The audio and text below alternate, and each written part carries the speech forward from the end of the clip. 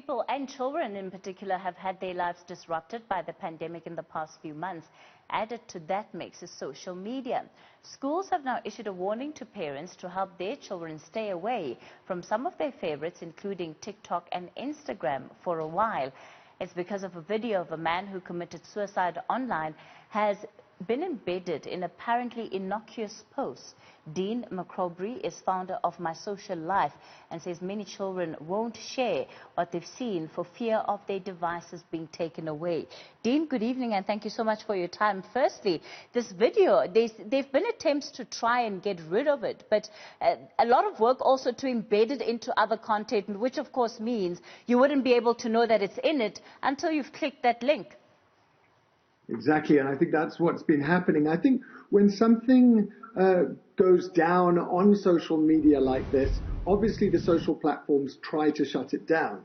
But we have to remember that when we live this very visual life, people can screenshot, they can screen grab, they can record whatever they have, in terms of what our devices are able to do. And so some of those people that were able to see it have then saved it, and then they can try and upload it again under either different hashtags, so that it's very difficult for those platforms to be able to track it.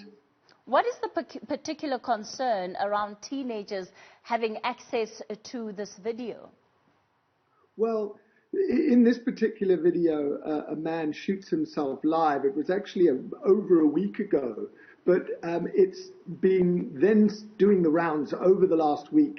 And now, obviously, a lot of, as they've tried to block it, they've realized that it's still popping up its ugly head. So what's actually happened is nobody should be looking at something like that, a live suicide. And of course, lots of kids don't know what they're about to see because it's hidden on these, relatively meant to be social channels. And so they suddenly see this thing, and then of course you can't erase that from your brain. And children and adults are not ready to see something like that. That's not something we should have in our memories. And now it's there. What advice do you have for parents, Dean?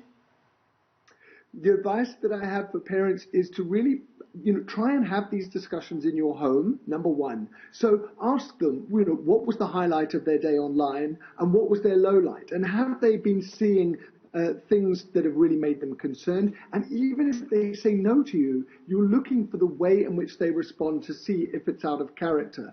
If, for example, there are things that have happened to them online, and it may not just be seeing videos like this, it could be cyberbullying, or it could be some other type of betrayal of trust, trolling, shaming. If it's any of those things, you will start to notice a change in their behavior. Perhaps their sleep is off, or their work goes down, or they don't want to socialize very much. You're looking for changes in behavior.